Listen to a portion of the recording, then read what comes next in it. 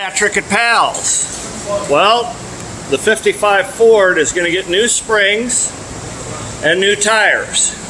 You can see the ride height is pretty low. We're going to raise it an inch. So we've went to Eaton Springs and they have custom made springs for this car. Now Jim, this is your shackles and your installation pack. What'd you find in there?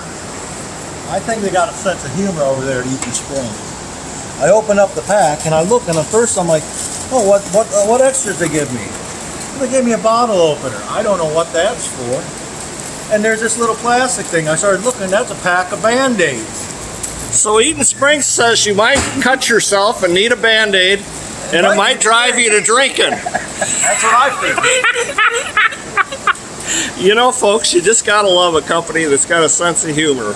Eaton Springs has been in business for a long, long time, longer than I know about.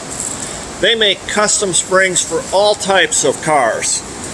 If you've got a classic car and you want a set of springs that'll work properly for it, call Eaton. They'll make them up custom for you. They'll send you videos of your springs being made. And when they send you the kit, they'll send you everything you need to complete the process, including Band-Aids and a bottle opener.